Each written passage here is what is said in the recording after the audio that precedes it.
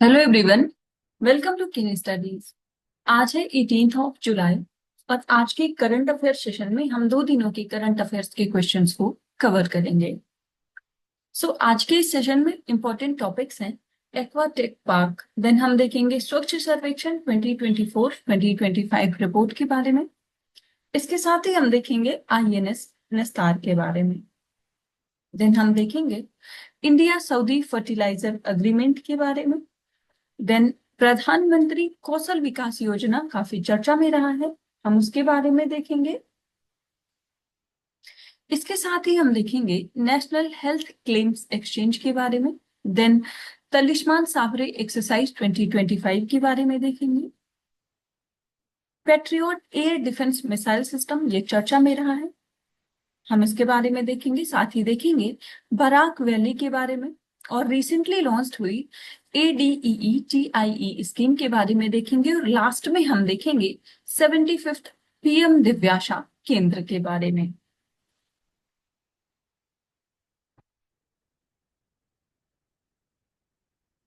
तो शुरू करते हैं। आज का फर्स्ट क्वेश्चन है,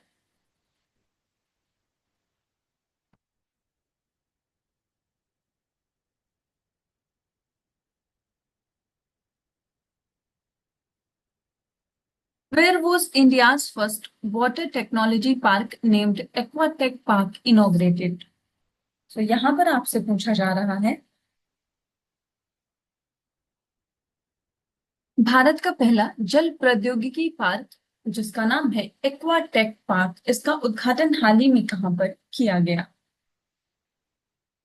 आपके ऑप्शंस हैं ओडिशा, सिक्किम, असम या फिर Karnataka.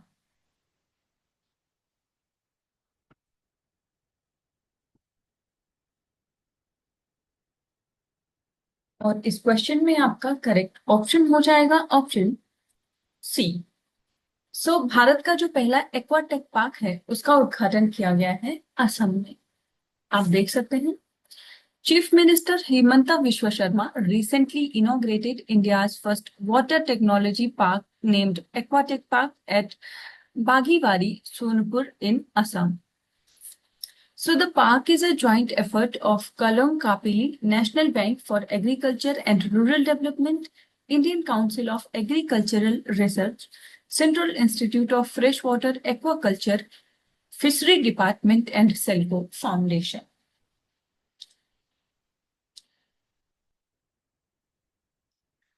It is the first of its kind in Assam and showcases advanced fishery technologies like aquaponics, biofloc system, ornamental fish breeding, and modern fish production.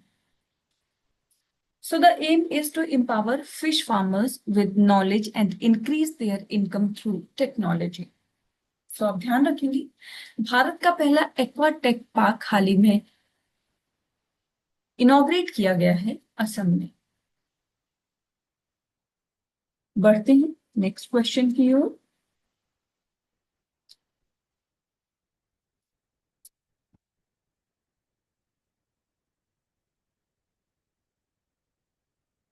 Which ministry organized the Swachh Sarvekshan 2024-2025 award ceremony? यहां पर आपसे पूछा जा रहा है, किस मंत्रालय ने स्वच्छ सर्वेक्षण 2024-2025 पुरस्कार समारोह का आयोजन किया है। ऑप्शंस हैं ministry of for environment, forest and climate change, ministry of जल शक्ति, ministry of housing and urban affairs या फिर मिनिस्ट्री ऑफ अर्बन डेवलपमेंट।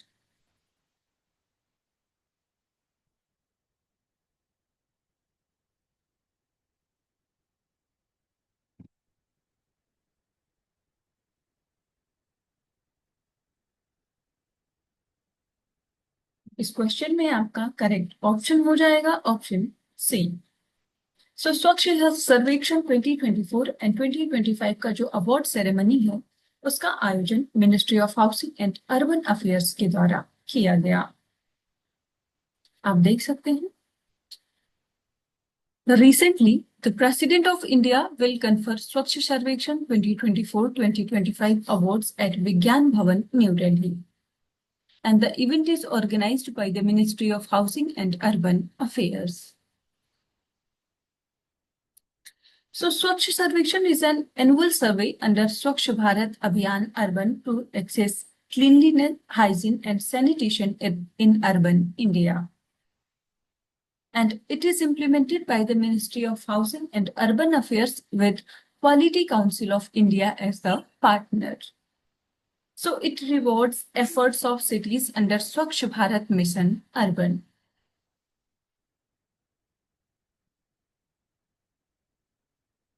बढ़ते हैं नेक्स्ट क्वेश्चन की ओर.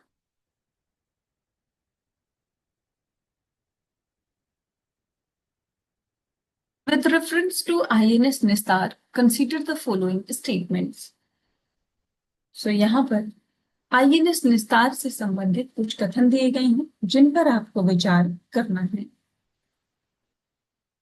फर्स्ट स्टेटमेंट है, it is a Russian origin vessel refurbished and commissioned into the Indian Navy. Second, the vessel is equipped with side-scan sonar and can function as a mothership for the deep submergence rescue vessel. And third, its primary role is offensive, focused on anti-submarine warfare in the Indian Ocean region. और यहाँ पर आपसे correct statements पूछे जा रहे हैं. आपको बताना है INS निस्तार से संबंधित यहाँ पर कितने ऐसे स्टेटमेंट्स हैं जो कि करेक्ट हैं.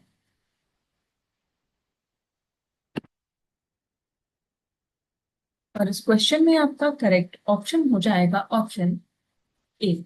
सो यहाँ पर केवल एक ही स्टेटमेंट करेक्ट है और वो है सेकेंड स्टेटमेंट, जबकि फर्स्ट और थर्ड स्टेटमेंट यहाँ पर इनकरेक्ट है.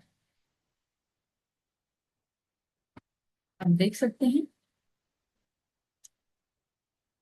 INS Nistar is India's first indigenously designed and developed diving support vessel built by Hindustan Shipyard Limited with 80% indigenous content.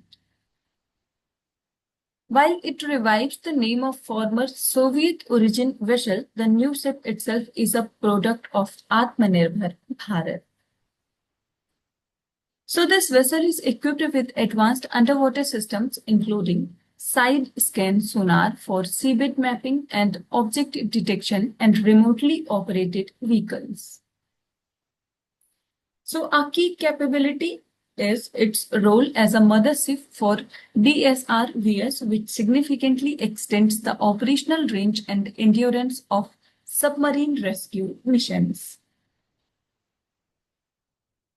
So the primary role of INS Nistar is not offensive anti-submarine warfare, but support-oriented. So its main functions are deep sea diving support, submarine rescue, and underwater salvage operations, filling a critical gap in India's maritime disaster response and undersea operational capability. तो आप ध्यान रखेंगे INS निस्तार जो है इसको develop किया है या बिल्ड किया है हिंदुस्तान शिपयार्ड लिमिटेड ने. पढ़ते हैं नेक्स्ट क्वेश्चन की ओर.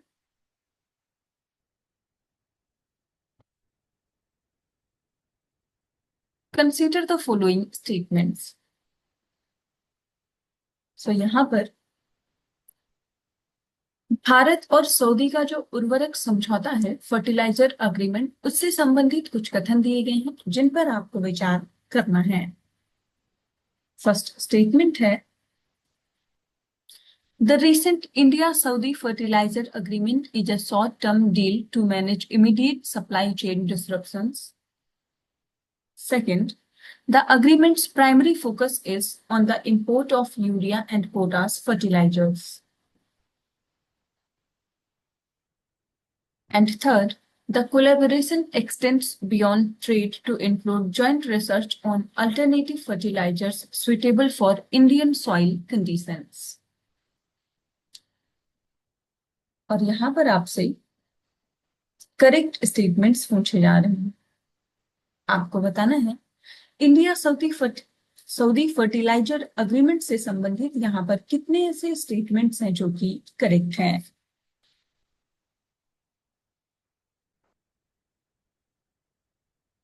और इस क्वेश्चन में आपका करेक्ट ऑप्शन हो जाएगा ऑप्शन ए। सो यहाँ पर केवल थर्ड स्टेटमेंट आपका करेक्ट है, जबकि फर्स्ट और सेकंड स्टेटमेंट इनकरेक्ट है।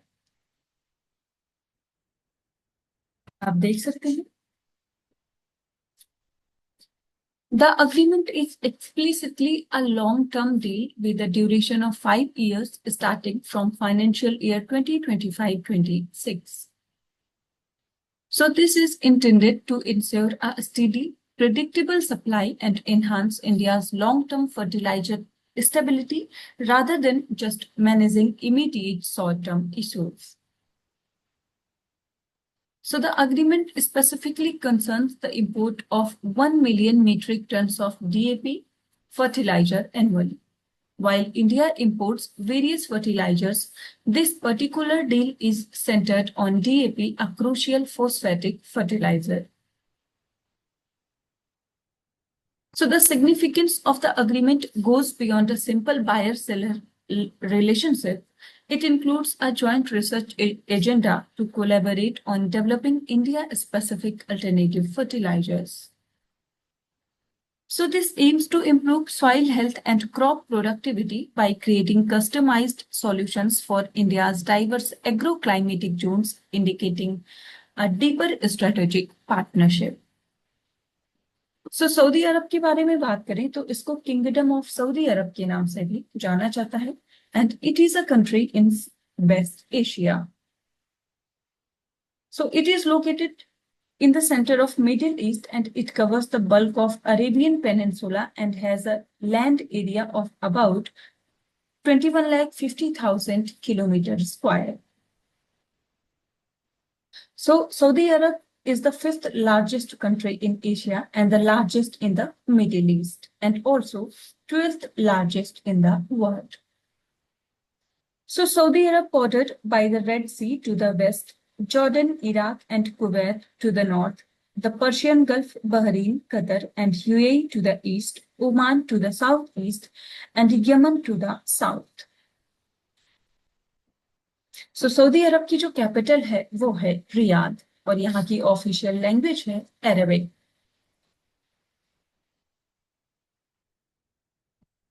क्वेश्चन की ओर. Consider the following statements regarding प्रधानमंत्री कौशल विकास योजना. तो यहाँ पर पीएम कौशल विकास योजना से संबंधित कुछ कथन दिए गए हैं जिन पर आपको विचार करना है. फर्स्ट स्टेटमेंट है The recognition of prior learning component exclusively targets workers in the formal manufacturing sector. Second statement है PMKVY 4.0 has introduced a focus on skills for emerging technologies like AI and drones, discontinuing support for traditional crafts.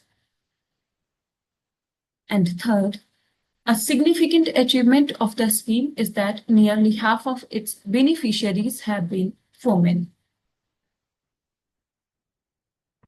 और यहाँ पर आपसे correct statements पूछे जा रहे हैं.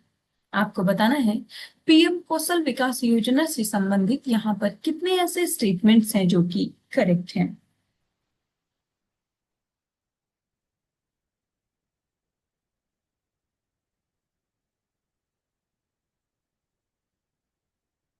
और इस क्वेश्चन में आपका करेक्ट ऑप्शन हो जाएगा ऑप्शन ए. सो यहाँ पर केवल एक ही स्टेटमेंट करेक्ट है और वो है थर्ड स्टेटमेंट, जबकि फर्स्ट और सेकंड स्टेटमेंट यहाँ पर इनकरेक्ट है. आप देख सकते हैं The recognition of prior learning component is specifically designed to certify the skills of workers in the informal sectors such as artisans, weavers, and construction workers who possess skills but lack formal certification. So it does not target the formal sector exclusively. Pradhan Kausal Vikas Yojana 4.0 has expanded to include training in emerging and future-facing skills like AI, Internet of Things, and drones. However, it has done so along with continuing support for traditional crafts. The scheme aims to create a balance between modern industry needs and preserving traditional heritage skills, not discontinue the latter. So nearly 45% of the trained beneficiaries are women is a key achievement demonstrating a strong commitment to gender inclusion in the skill development.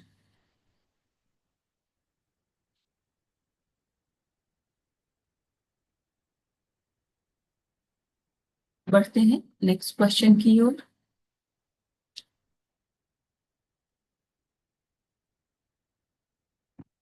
National Health Claims Exchange was developed under which mission by the National Health Authority?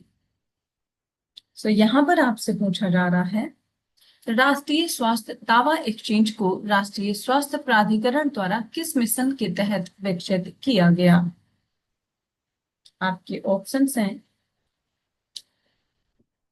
Ayushman Bharat digital mission, second national digital health mission, third स्वस्थ भारत अभियान या फिर national urban health mission.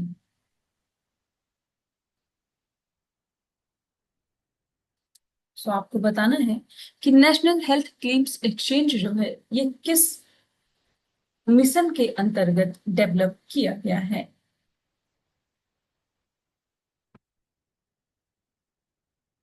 और इस question में आपका correct option हो जाएगा ऑप्शन ए। सो ये डेवलप किया गया है आयुष्मान भारत डिजिटल मिशन के अंतर्गत।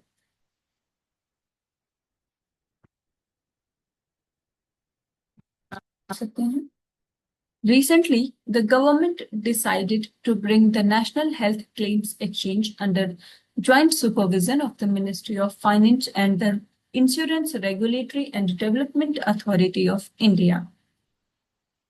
So earlier, National Health Claims Exchange was managed solely by the Ministry of Health and Family Welfare. National Health Claims Exchange was developed under the Ayushman Bharat Digital Mission by the National Health Authority in consultation with the IRDAI. So it aims to streamline and standardize health insurance claims processing in India.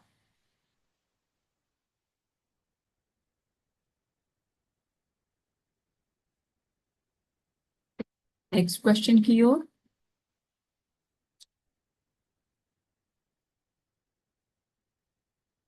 Which country hosted the Talisman Sabari exercise 2025? So यहाँ पर आपसे पूछा जा रहा है किस देश ने तलिस्मान साबरी अभ्यास 2025 की मेजबानी की है? आपके ऑप्शंस हैं ऑस्ट्रेलिया, फ्रांस, इंडिया या फिर चाइना।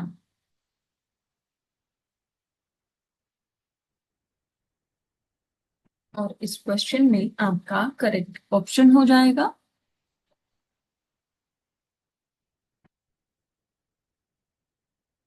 Option A.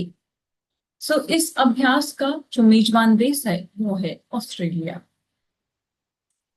आप देख सकते हैं recently India joined 18 other nations in Talisman Sabari 2025, a major bilateral military drill hosted by Australia. So Talisman Sabari is the largest bilateral military exercise between Australia and the United States. So it has been held biannually since 2005, making 2025 its 11th edition. It is conducted across multiple locations in Australia and offshore using both defense and non-defense areas. So it aims to promote a free and open Indo-Pacific by boosting interoperability and partnerships. The exercise involves live fire drills, amphibious landings, air combat, maritime operations and ground maneuvers. तो आप ध्यान रखेंगे तलिस्मन साबरी 2025 ये जो exercise है इसकी host country है Australia और इस वर्ष आयोजित होने वाली ये 11th एडिशन है। पहला एडिशन इसका आयोजित किया गया था 2005 में। इसके साथ ही अगर हम ऑस्ट्रेलिया की बात करें तो Australia is a country comprising the mainland of Australian continent, the island of Tasmania and numerous smaller islands. So it has a total area of 76,88,287 kilometer square, making it the 6th largest country in the world and the largest in Oceania. So Australia is the world's flattest and driest inhabited continent. And it is a mega diverse country and its size give it a wide variety of landscapes and climates, including deserts in the interior and tropical rainforests along the coast. So Australia की जो capital है वो है Canberra.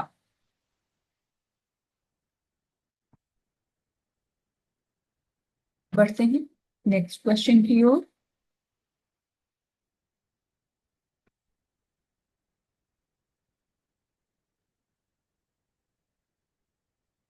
Patriot air defense missile system is developed by which country? यहां पर आपसे पूछा जा रहा है पैट्रियट वायु रक्षा मिसाइल प्रणाली जो है ये किस देश के द्वारा विकसित की गई है? आपके ऑप्शंस हैं फ्रांस, रशिया, जर्मनी या फिर United states.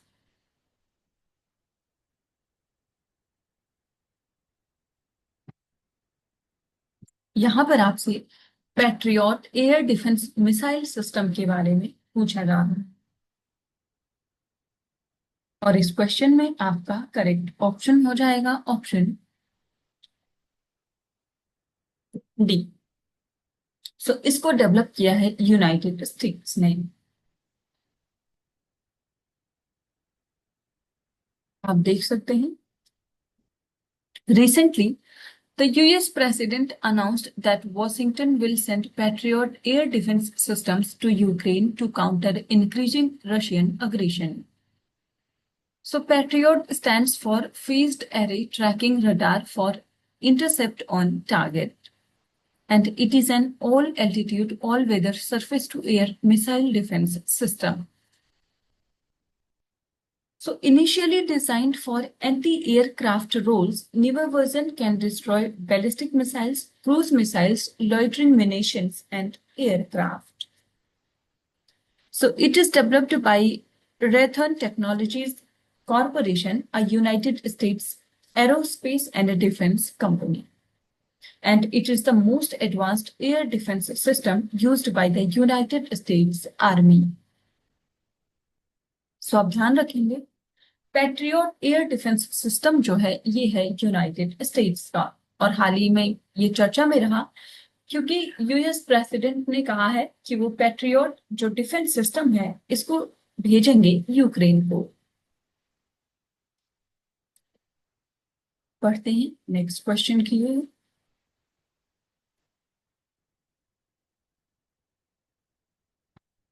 Barak Valley that was recently seen in the news is located in which state? यहां पर आपसे पूछा जा रहा है हाल ही में खबरों में रहा जो बाराक घाटी है ये किस राज्य में स्थित है? आपके ऑप्शंस हैं सिक्किम, मणिपुर, असम या फिर मेघालय।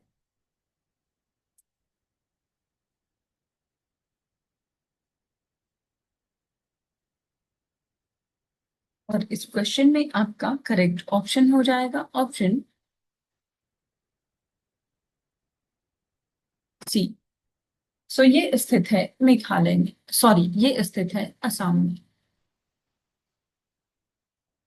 देख सकते हैं recently Assam Pradesh Congress Committee President and Lok Sabha Member of Parliament Gaurav Gogoi as the Prime Minister to resolve the worsening connectivity crisis in Barak Valley. So Barak Valley is the southernmost region of Assam named after the Barak River. And it includes three districts, Kakar, Hailakandi and Kamirganj, covering about 9% of Assam's area, and it borders Meghalaya to the north, Mizoram to the south, Manipur to the east, and Tripura and Bangladesh to the west. सो आप ध्यान रखेंगे जो Barack valley है ये स्थित है असम में।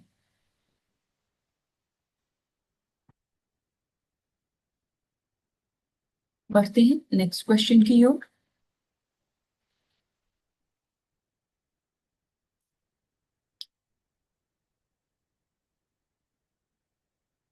Which ministry launched ADEETIE scheme to boost industrial competitiveness, jobs and climate action? So यहां पर आपसे पूछा जा रहा है किस मंत्रालय ने औद्योगिक प्रतिस्पर्धा, नौकरियों और जलवायु कार्यवाही को बढ़ावा देने के लिए ADEETIE योजना को शुरू किया है? आपके ऑप्शंस हैं ministry of power, ministry of science and technology, ministry of heavy industries या फिर मिनिस्ट्री ऑफ फाइनेंस।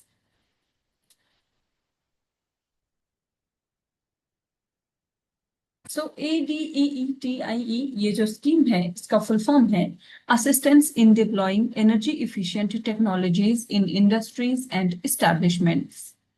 और यहाँ पर आपसे पूछा जा रहा है कि इस योजना को किस मंत्रालय ने शुरू किया है?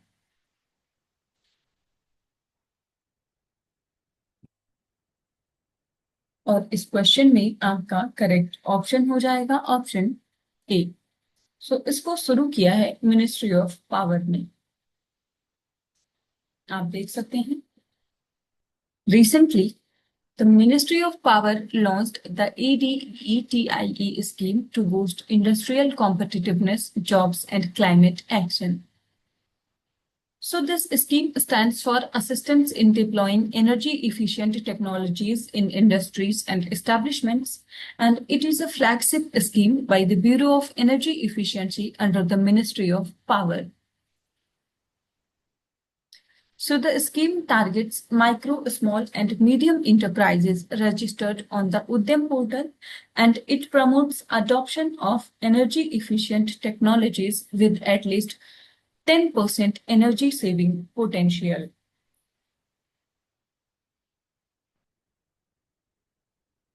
नेक्स्ट क्वेश्चन की ओर।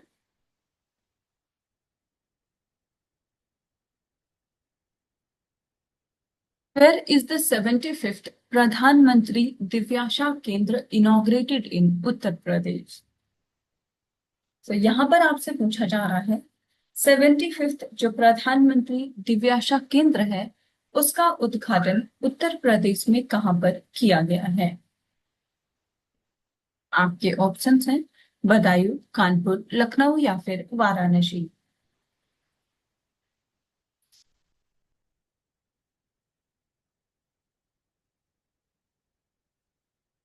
इस क्वेश्चन में आपका करेक्ट ऑप्शन हो जाएगा ऑप्शन बी। सो 75th जो प्रधानमंत्री दिव्य आशा केंद्र है इसको इनॉग्रेट किया गया है बदायूं उत्तर प्रदेश में। देख सकते हैं The 75th प्रधानमंत्री दिव्याशा केंद्र is inaugurated at Government Medical College, Badaयूं, Uttar Pradesh. So it is launched by the Union Ministry of Social Justice and Empowerment under Government of India. Pradhanmantri Divyasa Kendra provides integrated services like assessment, counseling, distribution, and aftercare for Divyangjans and senior citizens. So it implemented through Artificial Limbs Manufacturing Corporation of India, जिसे हम ALIMCO के नाम से जानते हैं, under Department of Empowerment of Persons with Disabilities.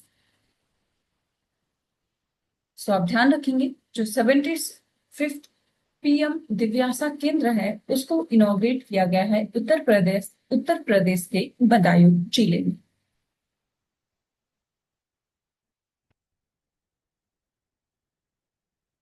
आज के current affair session में इतना ही। Thank you for watching. Do like, share and subscribe.